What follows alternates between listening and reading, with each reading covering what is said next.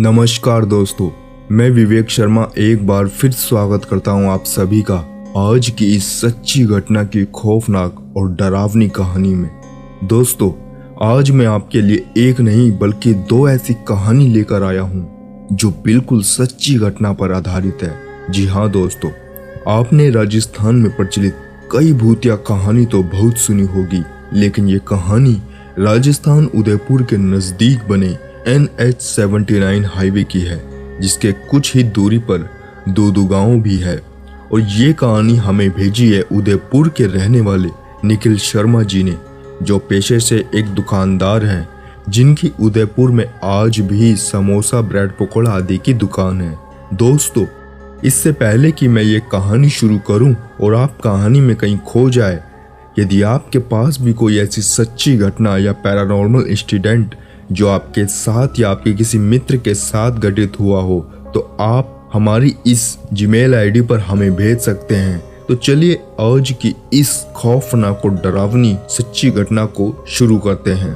दोस्तों, बदले की भावना एक ऐसी चीज है जो जीते जी इंसान को कभी चैन से जीने नहीं देती, और जीते जी तो छोड़ो बल्कि मरे हुए इंसान को भी कभी चैन से जीने नहीं देती। जो फीलिंग, गुस्सा, क्रोध, बदले की भावना, ये सभी गुण मरे हुए इंसान यानी आत्मा में भी घटित होते हैं, जिसका सबूत आज की ये कहानी चीख चीख कर इस बात का सबूत भी देती है। दोस्तों, निखिल और सुमित दोनों दोस्त उदयपुर में समोसे की दुकान चलाते थे, लेकिन निखिल को एक दिन घर जाने में बहुत देर हो गई, क्योंकि उस दिन सुबह से ही बारिश हो रही थी और उस दिन निखिल का काम भी अच्छा ही चल रहा था।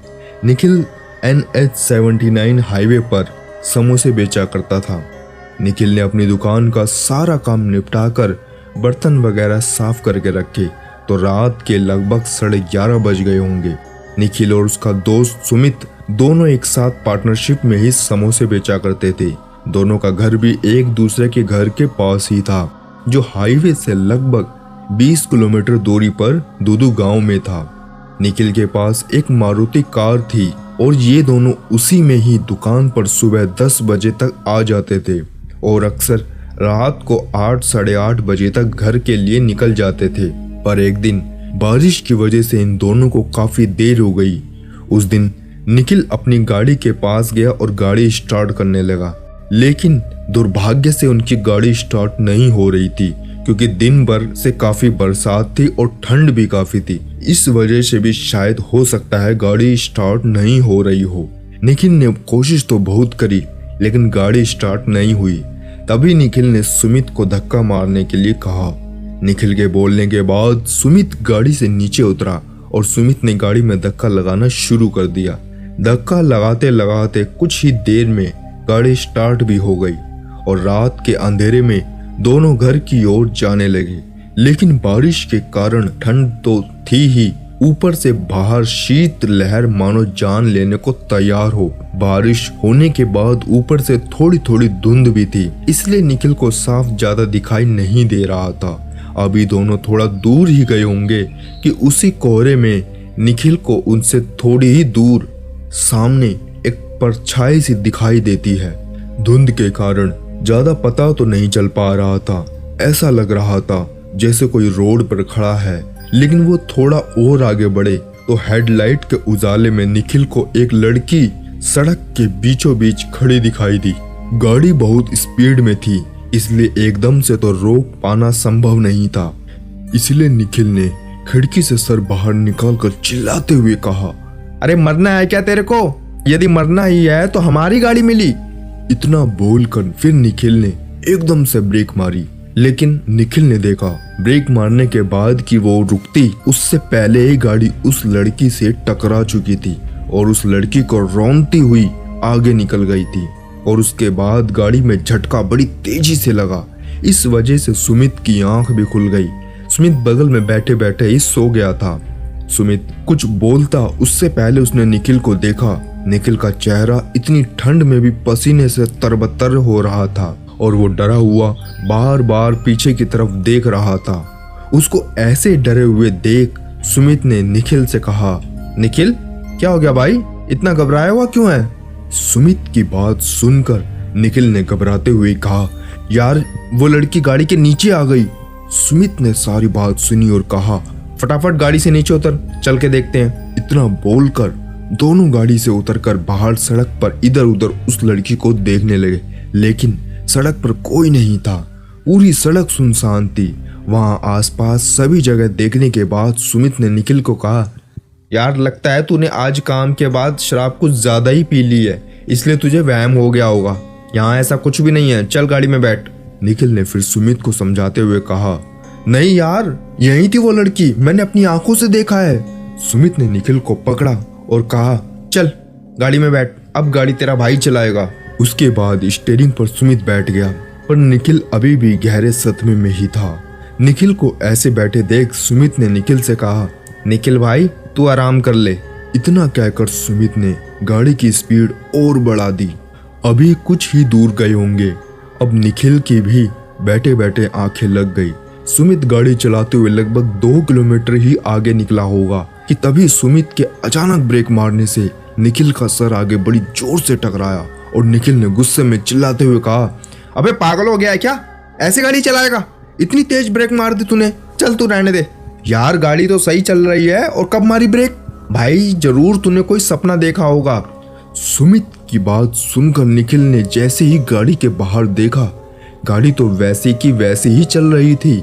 निखिल ने भी अब सोच लिया, अब सोना नहीं है, घर भी अब ज्यादा दूर नहीं, थोड़ी देर में पहुंच जाएंगे। अभी गाड़ी थोड़ा ही आगे बढ़ी होगी कि कार के बोनट पर कोई चीज गिरने की बड़ी तेजी से आवाज आई। निखिल ने देखा कि यह तो वही लड़की है जो थोड़ी देर पहले गाड़ी चलाते वक्त गाड़ी के नीचे आई थी। अब वो बोनट पर बैठे बैठे शीशे से निखिल को मुस्कुराते हुए देख रही थी। वो लड़की अपनी बड़ी ही भयानक नजरों से निखिल को लगातार घूर रही थी। उस लड़की को ऐसे घूरते देख निखिल के रगों में चलता खून मानो जम सा गया हो और निखिल तुरंत चिल्लाता हुआ बोला, सुमित जल्दी रोक गाड़ी। सुमित ने भी तुरंत ब्रेक मारी और कहा, अब क्या हुआ भाई? उसके बाद निखिल ने सारी बात सुमित को बताई। निखिल की सारी बात सुनने के बाद सुमित ने कहा, एक काम करते हैं भाई, चल पहले कहीं कुछ खा लेते हैं तब घर जाएंगे, क्योंकि अगर खाली पेट टंकी फुल कर लोगे तो बेटा फिर ऐसा ही होगा। और फिर निखिल ने कहा, नहीं यार, खाना घर जाकर ही खाना पड़ेगा क्योंकि घर वाले गुस्सा करते हैं। और सुमित के बार बार कहने पर निखिल भी तैयार हो गया और वो दोनों सामने ही एक ढाबा था जो रात में भी शायद खुला रहता था। सुमित ने वहीं गाड़ी लगाई और दोनों चले गए खाना खाने। वहां जाकर सुमित ने खाना परोसने वाले से पूछा, भाई इस हाईवे पे कुछ गड़बड़ है क्या? ढाबे वाले ने सुमित की बात का जवाब देते हुए कहा, नहीं, क्यों? सुमित ने अपनी बात जारी रखते हुए कहा, वैसे तो हम रोज यहाँ से आते जाते हैं, हमारी दुकान भी थोड़ा आगे ही है, हमारा भी ढाबा है, लेकिन हम 8 साढ़े 8 बजे तक रोज रात को ढाबे से निकल जाते हैं। आज थोड़ा काम ज्यादा था इसलिए टाइम लग गया। हमने सोचा कुछ खा लेते हैं, इसी बहाने आपसे पता भी कर लेंगे कि रात में यहाँ कोई दिक्कत होती है क्या। ढाबे वाले ने फिर कहा, भैया आप यदि यहीं के रहने वाले हो तो आपको तो पता ही होगा।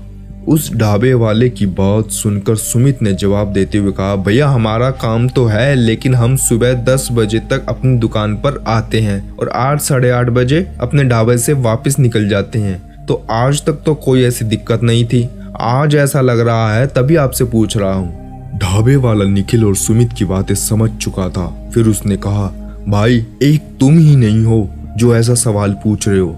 हर रात 12 साढ़े 12 बजे के बाद जो भी यहाँ से गुजरता है अगर हमारे पास रुकता है तो ये सवाल जरूर पूछता है। ये कोई नई बात नहीं है यहाँ की।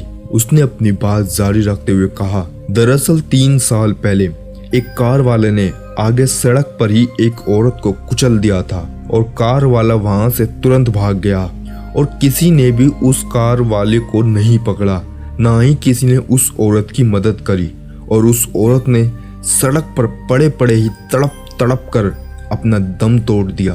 तब से रात में कई लोगों को वो औरत यहाँ दिख चुकी है।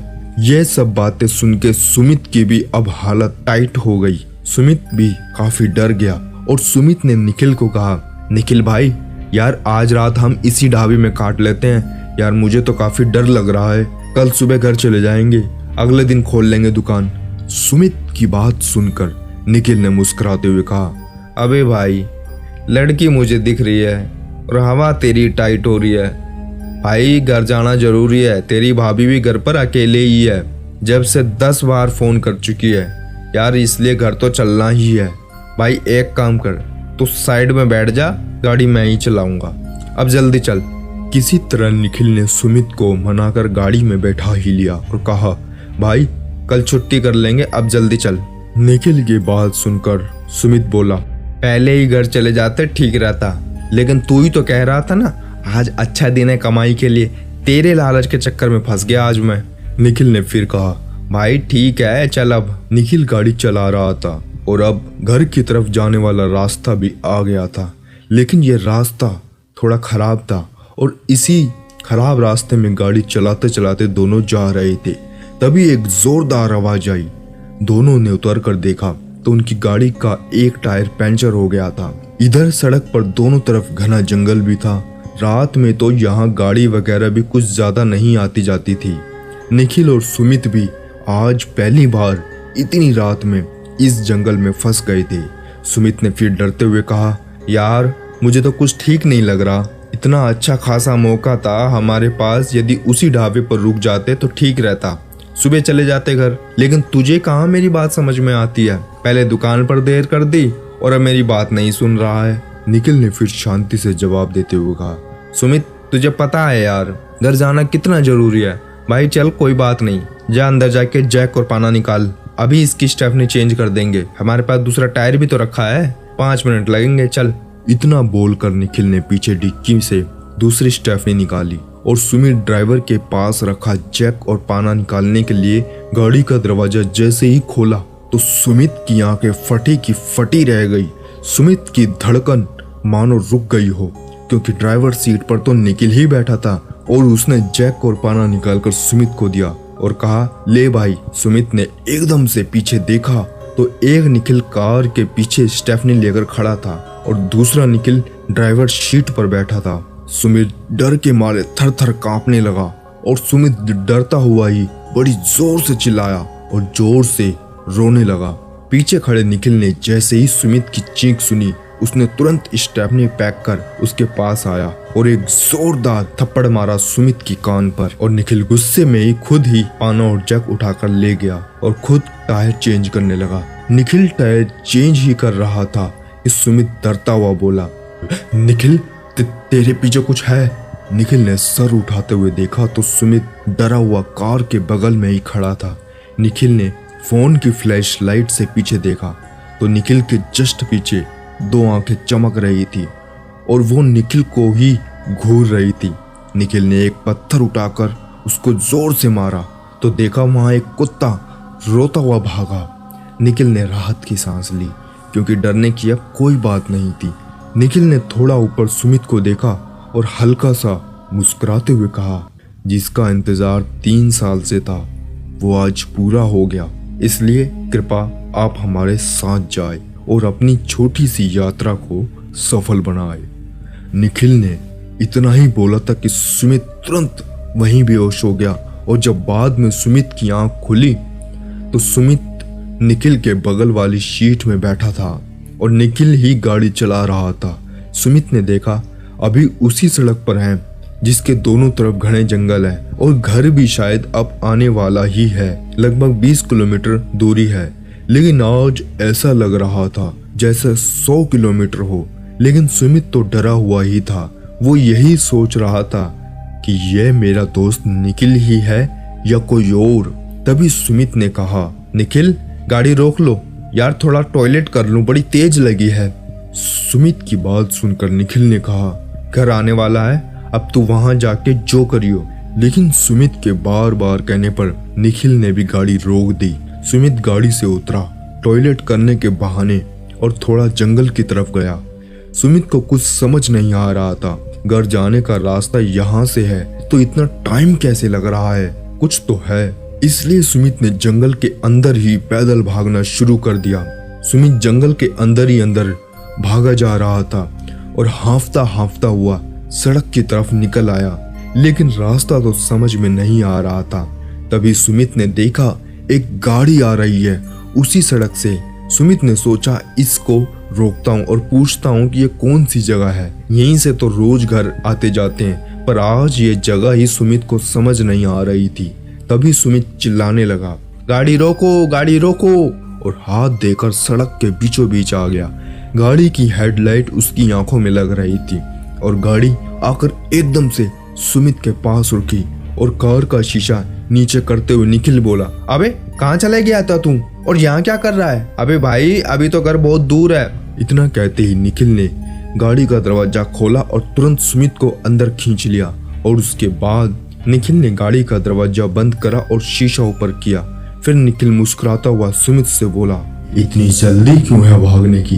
तेरा इंतजार तो 3 साल से कर रही थी और अब मिला है तू, तुझे कैसे जाने दूंगी मैं।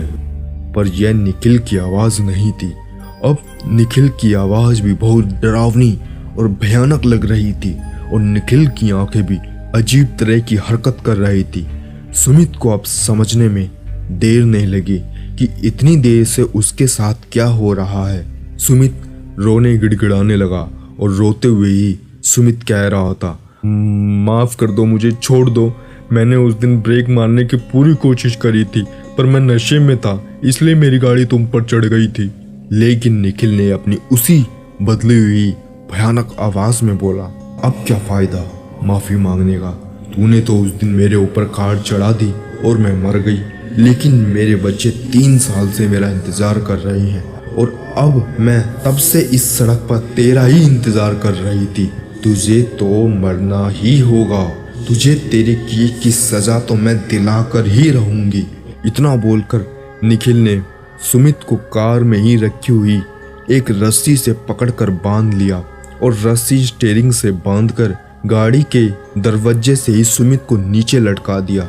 निखिल सुमित को गाड़ी से सड़क में घसीट रहा था और गाड़ी चल रही थी।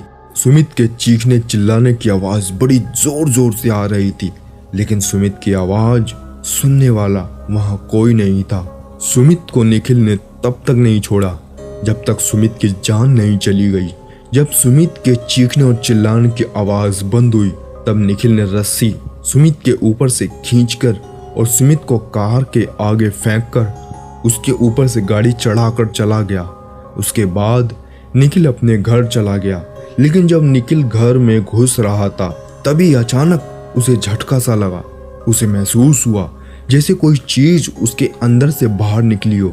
आज से 3 साल पहले जिस औरत को सुमित ने अपनी कार से कुचलकर मार डाला था, उसी औरत की आत्मा ने निखिल के अंदर आकर सुमित से अपना बदला पूरा कर लिया और इस तरह उस औरत का खत्म हुआ इंतजार। और इसी के साथ ये घटना भी इतिहास के पन्नों में आज भी दबी हुई है और जिस कारण से राजस्थान उदयपुर के NH79 हाईवे पर आज भी लोग जाने से डरते हैं। दोस्तों, निखिल को आज भी वो मनहूस रात में हुई ये घटना सपनों में रोज निखिल को दिखती है और वो सभी सीन भी उसे दिखते हैं जिसमें वो अपने प्यारे दोस्त को किस बेरहमी से मारता है। लेकिन सपने में वह अब उस आत्मा औरत को भी साफ साफ देख पा रहा था जो सब उससे करवा रही थी। और उस औरत ने ही निखिल को सपने में सब कुछ मेरे साथ तुम्हारे दोस्त सुमित ने किया सब दिखा दिया, जिसके कारण मुझे तुम्हारे दोस्त से बदला लेने के लिए तुम्हारे शरीर का सहारा लेना पड़ा। खैर, अब क्या किया जा सकता था, जो होना था सो तो हो ही गया। और इसी के साथ ये सच्ची कहानी यहीं खत्म होती है और अब बढ़ते हैं दूसरी कहानी की ओर। दोस्तों, ये कहानी है एक लड़की मीरा की जो रुड़की में रहने वाली है और जो पढ़ने में बहुत होशियार लड़की थी। खैर, मीरा की एक बहन भी है जिसका नाम अदिति है, जिसका जिक्र मैं आगे कहानी में करूंगा क्योंकि वो तो इस घटना की मेन जिम्मेदार है। उसको कैसे भूला जा सकता है। मीरा शुरू से ही पढ़ने में काफी होशियार थी और इसलिए उसके 12th क्लास में बहुत अच्छे मार्क्स आए, जिस वजह से उसका एडमिशन एक अच्छे IIT रुड़की कॉलेज हॉस्टल में हो गया, जो आज भी रुड़की में हॉन्टेड हॉस्टल के नाम से प्रसिद्ध है। उसे वह हॉस्टल बहुत पसंद आया, पर उसे क्या पता था कि उस हॉस्टल का कमरा नंबर 303 श्रापित है। मीरा के कमरे का नंबर था 330, जो कि तीसरी मंजिल पर था। मीरा के साथ 2 और लड़कियां रहती थी। उनका सेकंड ईयर चल रहा था।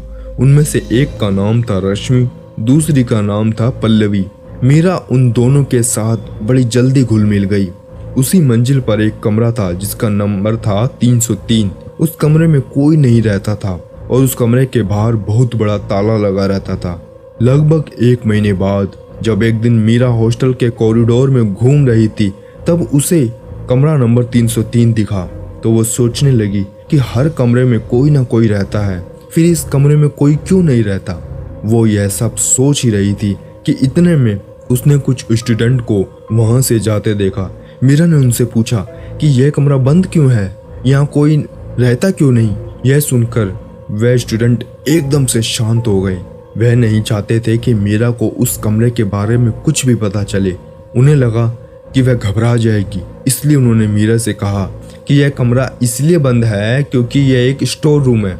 मीरा को यह बात थोड़ी अटपटी सी लगी, पर फिर भी उसने इस झूठ को सच मान लिया। और उसी रात उसको सपना आया कि वह रूम नंबर 303 के सामने खड़ी है और उसके हाथ में उस रूम की चाबी भी थी। पहले तो वो थोड़ी देर उस कमरे को देखती रही, फिर वह सोचने लगी कि क्यों ना एक बार इस कमरे को खोलकर देखा जाए। इतना सोचकर उसने उस कमरे का ताला खोल दिया और जैसे ही वो उस कमरे को खोलने लगी कि अचानक से उसकी नींद खुल गई और वो जाग गई। नींद से जागने के बाद वो हर समय उस कमरे के बारे में ही सोच रही थी। एक दिन मीरा ने रश्मि से पूछा कि रूम नंबर 303 को कोई कभी खोलता क्यों नहीं। अचानक से मीरा के मुंह से ये सवाल सुनकर रश्मि चौंक गई। रश्मि ने मीरा से पूछा कि तुम मुझसे ये सवाल क्यों पूछ रही हो मीरा। मीरा ने कहा कि मैं तो ऐसे ही पूछ रही थी, तुम बताओ ना कि कोई इस कमरे को क्यों नहीं खोलता। तो रश्मि ने उससे कहा उस कमरे की चाबी बहुत पहले खो चुकी थी, इसलिए अब तुम उसके बारे में ज्यादा मत सोचो। इतना कहकर वो वहां से चली गई। कुछ दिन बाद जब एक दिन लंच टाइम हुआ, तब रश्मि और पल्लवी ने मीरा से कहा क्या तुम हमारे साथ कॉफी पीने चलोगी। मीरा ने कहा ठीक है। जब वो तीनों कॉफी पी रहे थे कि अचानक एक कॉकरोच पल्लवी के पैर पर आ गया, जिसे देखकर वह काफी डर गई और उछल पड़ी और उसकी कॉफी मीरा के ऊपर गिर गई। पल्लवी ने मीरा से माफी मांगते हुए कहा कि कैफे के बाहर ही एक वॉशरूम है, तुम वहां जाकर इस कॉफी के निशान को साफ कर लो। फिर मीरा वॉशरूम में चली गई कॉफी का निशान हटाने के लिए। जब मीरा वॉशरूम से बाहर आई तो उसे कुछ अजीब सा महसूस हुआ, जैसे कोई उसका पीछा कर रहा है। उसके पीछे पलटकर देखा तो कोई नहीं था, पर जैसे ही आगे मुड़ी तो उसने जो देखा वो देखकर दंग रह गई। उसने देखा कि उसके सामने फर्श पर रूम नंबर 303 कमरे की चाबी पड़ी थी। वो सोचने लगी कि आखिरकार ये चाबी यहाँ कैसे आई, क्योंकि रश्मि ने तो कहा था कि ये चाबी कई सालों पहले ही खो चुकी थी। अगर ये चाबी यहीं थी तो इतने सालों में किसी को मिली क्यों नहीं। खैर, फिर मीरा ने चाबी उठा लिया और उसने सोचा कि अब तो मेरे पास ये चाबी भी है, पहले मैं उस कमरे को खोल कर देखूंगी, बाद में इस चाबी को किसी टीचर को दूंगी। और फिर वो कैफे में आ गई। थोड़ी देर में उनका लंच भी हो गया। सब अपनी अपनी क्लासेस में चले गए। जब मीरा की सारी क्लासेस खत्म हो गई तो वो सीधे उस रूम नंबर 303 के सामने जाकर खड़ी हो गई।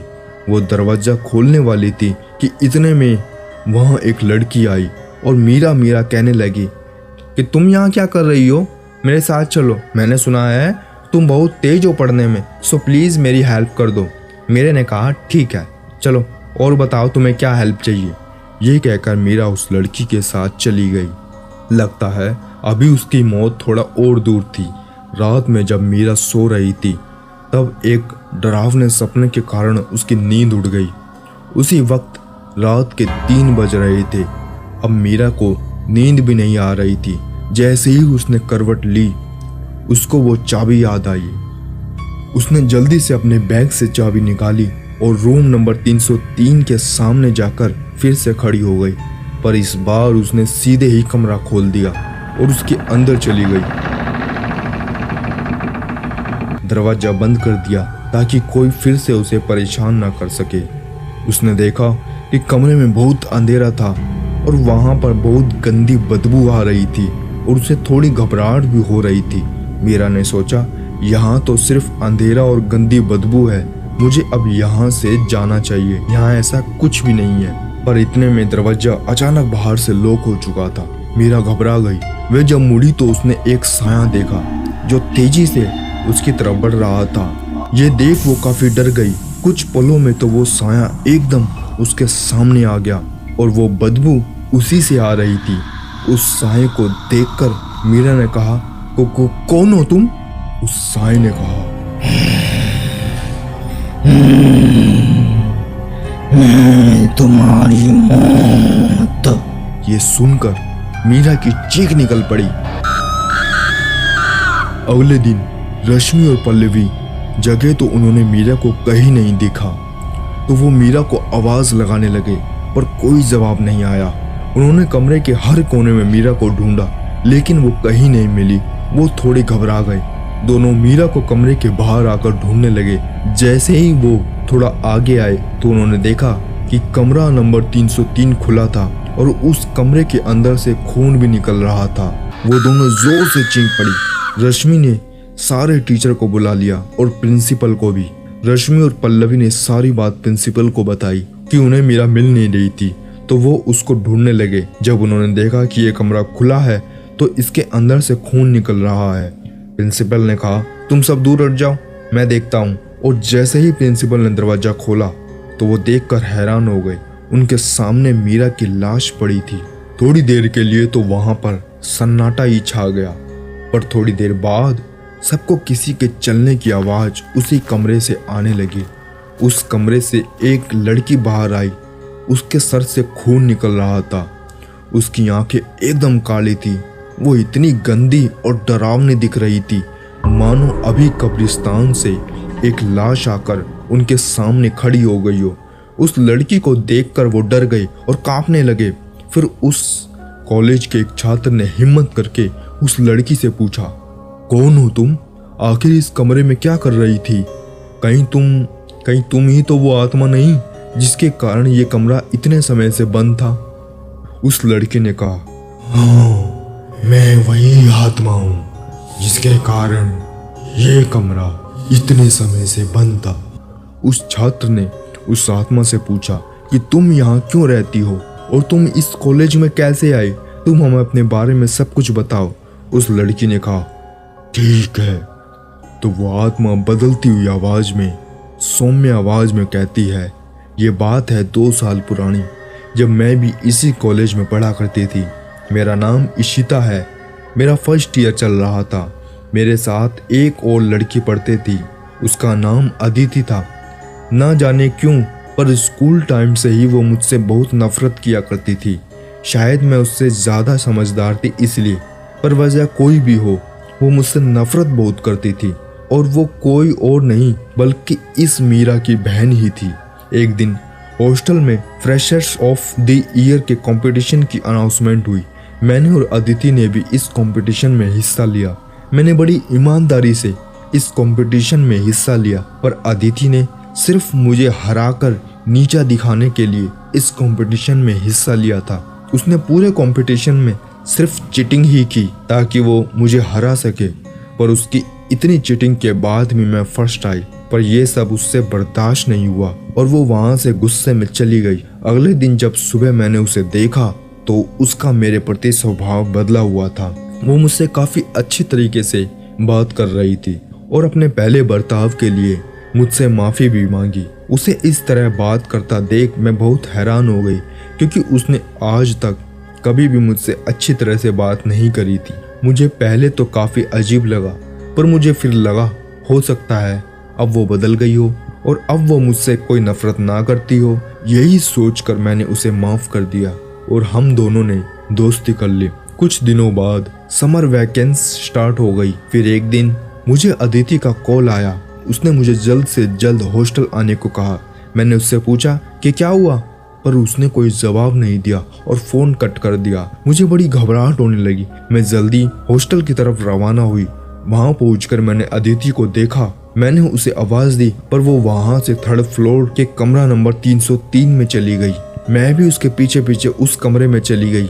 वहां पहुंचकर मैंने देखा कि कमरे में कोई नहीं है। इतने में दरवाजा बंद करने की आवाज आई। मैंने पीछे पलट कर देखा तो पाया कि अदिति दरवाजे को बंद कर रही थी। मैंने उससे पूछा कि क्या हुआ, उसने मुझे क्यों बुलाया, पर वो कुछ नहीं बोली। उसके हाथों में मिट्टी का तेल था। मैंने उससे पूछा कि तुम इसका क्या करोगी, तो उसने कहा खुद ही देख लो। ये कहकर वो मेरे पास आई, मुझ पे मिट्टी का तेल डालने लगी। मैंने उसे रोका पर वो रुकी नहीं और उसके बाद उसने अपनी जेब से लाइटर निकाला, उसे जलाया और मेरी तरफ फेंक दिया। जैसे ही उस लाइटर की आग मेरे पास आई, मिट्टी के तेल के कारण उस आग ने मुझे पूरी तरह अपने लपेटे में ले लिया। मैं वहां चीखती रही, चिल्लाती रही, दर्द में तड़पती रही, पर उसने एक बार भी मेरी मदद नहीं की। अदिति बोली, तुझे पता है मैंने तुम्हारे साथ ऐसा क्यों किया? तुम्हें कैसे पता होगा? मैं बताती हूँ। ये सब मैंने बदला लेने के लिए किया। हाँ, सही सुना तुमने। और पता है किस चीज का बदला? मेरी जिंदगी खराब करने का बदला।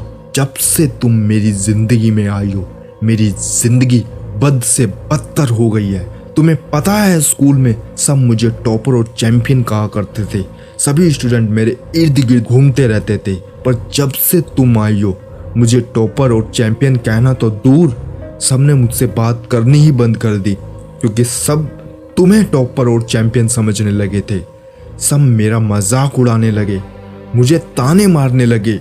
लेकिन मैं अपनी छोटी बहन को बहुत बहुत थैंक्स कहना चाहती हूँ कि उसने मुझे ये शानदार आइडिया दिया कि क्यों ना मैं तुम्हें मार दूं।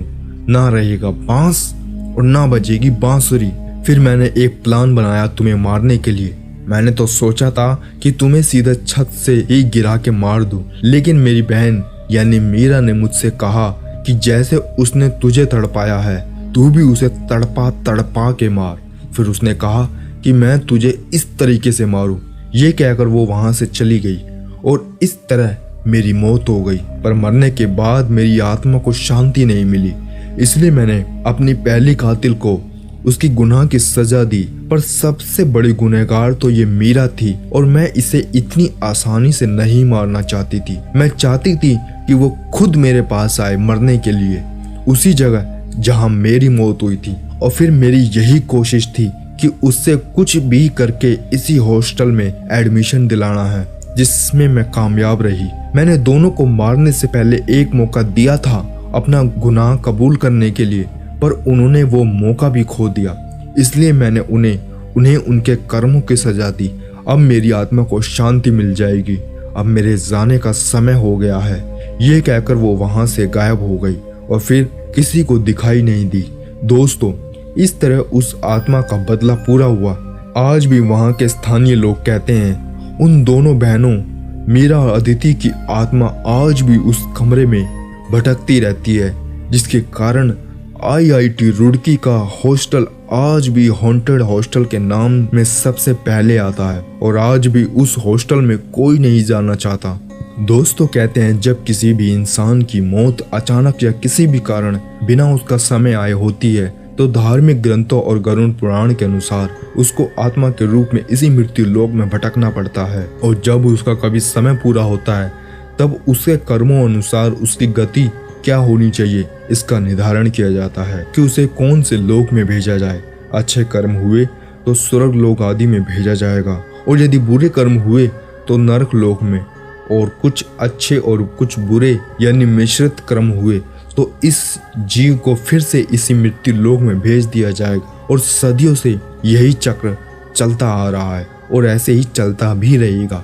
दोस्तों, मैं उम्मीद करता हूँ आपको मेरी आज की कहानी अच्छी लगी हो, तो चैनल को सब्सक्राइब जरूर कर लेना, ताकि आपको आगे भी इसी तरह की भूतों की सच्ची घटना की स्टोरी आपको सुनने को मिलती रहे। धन्यवाद, ख्याल रखना अपना। मिलते हैं अगली वीडियो में।